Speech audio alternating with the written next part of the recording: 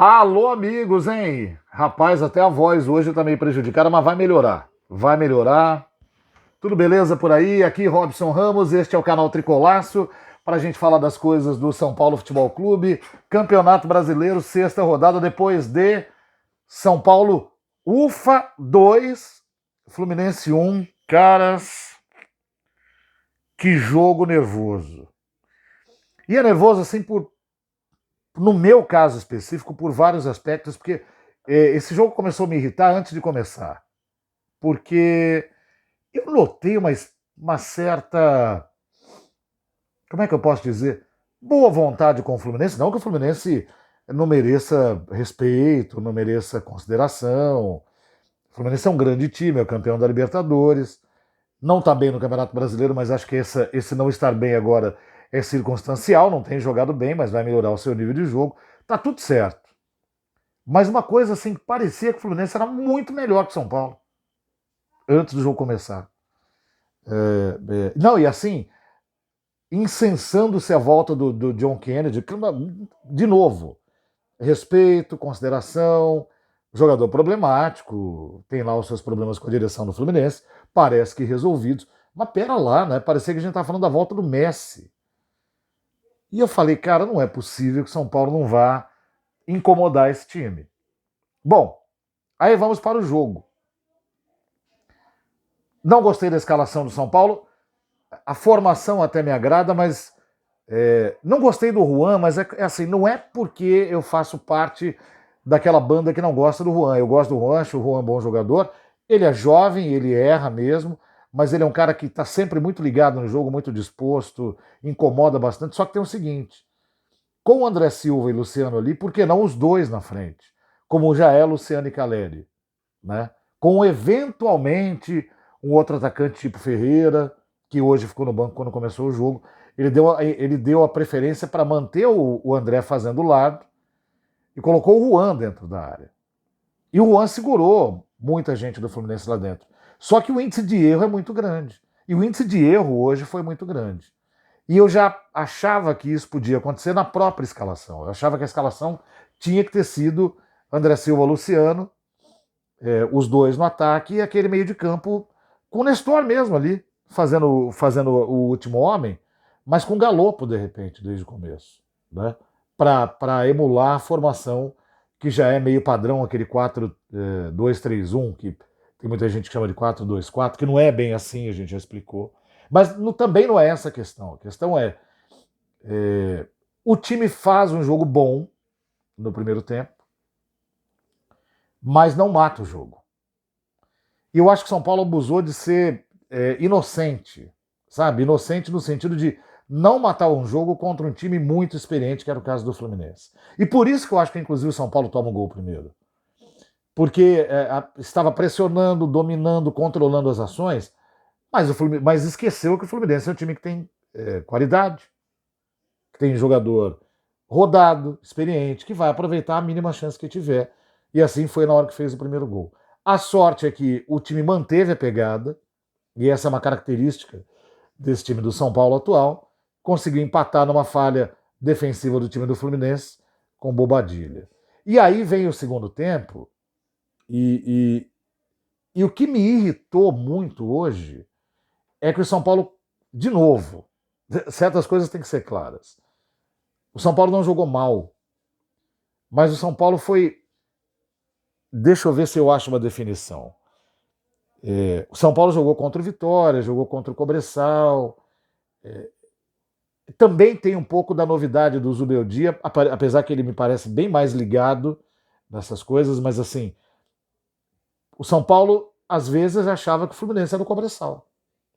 Às vezes achava que o Fluminense era o Vitória. E não é. O Fluminense é grande, é clássico. E o São Paulo já tinha jogado bem contra o Palmeiras, mas também não tinha aproveitado as oportunidades criadas. Isso não podia se repetir, porque aí cai naquela história do encadeamento, né? Aí você não ganha em casa de novo, pela terceira vez, aí você se obriga a ganhar o próximo jogo. Se você não consegue, você se obriga a ganhar fora. Ah, mas agora o São Paulo está ganhando fora, mas uma hora não vai ganhar. E aí você se perde nesse encadeamento.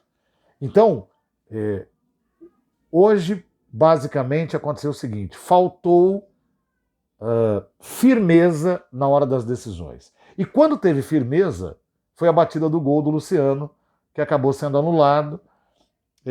É assim, eu não sou anti-VAR, eu concordo só com uma premissa daqueles que reclamam do VAR, de que o VAR não pode ser intervencionista. E aí a gente tem dois aspectos na jogada de hoje. Eu não acho que aquilo seja falta no meio de campo, então eu não daria uma falta dentro da área. A regra prevê que aquilo ali pode ser considerado uma falta de acordo com a interpretação do árbitro? Sim. Então, do ponto de vista da regra, está tudo certo. Mas temos uma questão. Se o Daronco não marcou na hora, ele interpretou que não foi falta ou ele não viu falta? Porque aí entra a intervenção do VAR. Se ele não viu falta, não viu porque não viu o lance, ok. O VAR chama, ele revê como reviu e pode chegar à conclusão de que foi falta. Agora, se ele viu o lance e não interpretou como falta, é chamado para revisão e muda de ideia, aí está errado. Essa explicação precisa ser feita algumas vezes e com muita insistência. A função do VAR não é fazer o árbitro mudar de ideia. O árbitro continua sendo a autoridade do jogo. Ele não muda de ideia. Ele muda a decisão dele se ele não tiver visto o lance. Se ele tiver a visão encoberta por alguma situação. Se o alinhamento dele não permitir que ele observe algumas coisas que fazem parte daquele lance. De resto, se ele interpretou que não foi falta, ele não pode mudar de ideia por causa do VAR. E aí, o VAR não pode interferir. O VAR não pode falar para ele, veio olhar aqui que teve uma falta. Porque se ele já falou, não, mas eu não vi falta no lance, acabou. Agora, o Daronco, ele é daqueles árbitros que vai lá olhar e muda de decisão. Porque ele quer ser o amigão. Então ele olha e fala, pode ser que eu tenha errado. Não, cara. Você é a autoridade do jogo. Você tem autonomia para decidir. Bom, entendeu que foi falta, comunicou a torcida e tal. Mas aquele lance tinha sido um lance de firmeza, de batida forte do Luciano para dentro do gol e de jogada firme do Galo, que aliás entrou muito bem de novo. O São Paulo ganhou o jogo porque insistiu nas suas jogadas ensaiadas, porque continuou forçando o erro do Fluminense e porque no final teve o que faltou em alguns outros momentos da partida. Decisão. Bola foi para dentro da área, passa pelo Alan Franco e o Arboleda vê a bola na frente e não fica pensando, mete para dentro do gol. Acabou. Bem posicionado, a zaga do Fluminense falha porque dá toda a condição para ele. Aliás, é um festival de falhas do sistema defensivo do Fluminense ali, né? Porque permite que o São Paulo entre na área tocando. Quem vai cortar a bola é o John Arias, que não tinha que estar ali, que manda a bola para escanteio, no escanteio o gol do Arboleda. Agora veja como o jogo é duro hoje. Porque depois disso, o gol foi aos 39 minutos, são mais 6 minutos de tempo regulamentar, onde o São Paulo de novo deu campo para o Fluminense, espaço para o Fluminense, cometeu faltas bobas.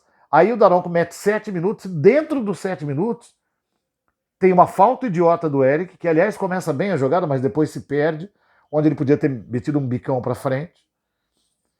Dessa falta idiota a bola vai para a área, vira uma outra falta idiota no cruzamento que bate no braço do Ferreira, esse cruzamento vai para a área e vira um escanteio do outro lado.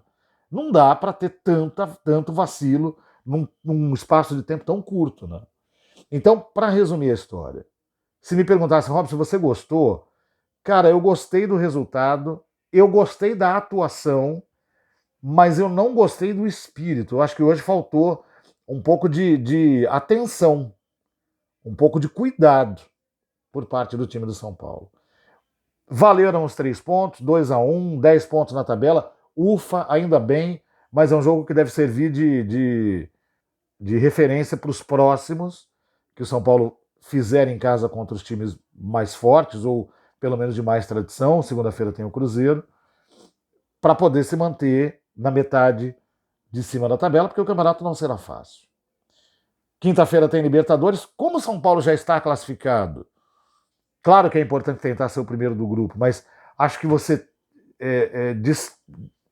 distensiona um pouco o time e permite até que dê para jogar com um time, não digo B, mas um time mais mesclado. Porque mesmo assim acho que dá para ganhar do Barcelona, que está num momento de crise.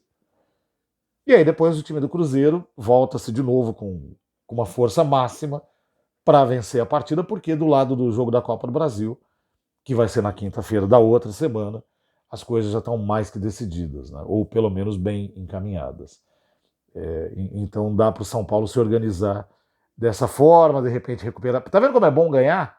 Você começa a ter tempo de recuperar jogador, de montar um time mais forte em ocasiões onde precisa ser mais forte. É só ganhar, que resolve bastante os problemas assim. Numa equipe, numa noite vacilante, acho que o Rafael pega um 6,5. O Igor Vinícius oscilou, dá para deixar ele com 7. O Arboleda fez o gol da vitória, mas acho que teve momentos de oscilação. Mesmo assim, 7,5 para ele. O Alan Franco foi muito bem hoje, de novo, 7,5. O Patrick foi bem, mas só. Ainda muito jovem, mas está crescendo. Tem momentos que ele se desliga, 6,5 para ele. Bobadilha fez uma partida muito boa. Todo mundo oscilou, inclusive o Bobadilha fez gol e tal. Depois saiu. Nota 7 para ele, 7 para o Alisson. Dá para a gente dar também. O Luciano fez uma partida muito boa. 8 para ele. Acho que o melhor do São Paulo, sabe, junto com o próprio Alan Franco, que foi muito bem. O André fez uma partida muito correta, 7,5 para ele. E o Juan se esforçou muito, mas também errou muito. Então, vamos dar um 6,5 para ele. Entraram Galo, porque eu acho que entrou muito bem, dá para dar 7,5. Mexeu na dinâmica do time positivamente. O Wellington sem nota. O Eric entrou bem, participou bastante do jogo, apesar daquela falha no final. Dá para dar um 7,5 para ele. O Ferreira também entrou incomodando ali pelo lado esquerdo. Dá para dar um 7 para ele. O Wellington entrou muito no finalzinho, né? Falei aqui sem nota. E acho que aí a gente tem... o Nestor fez uma partida muito boa. Dá uma nota 7,5 para o Nestor também. Né? Enquanto ele teve gás, enquanto ele teve perna, ele fez uma partida muito boa também. É isso, gente. Abraço para todo mundo. Até a próxima. Quinta-feira, depois da Libertadores da América, estaremos por aqui também. Até mais. Valeu!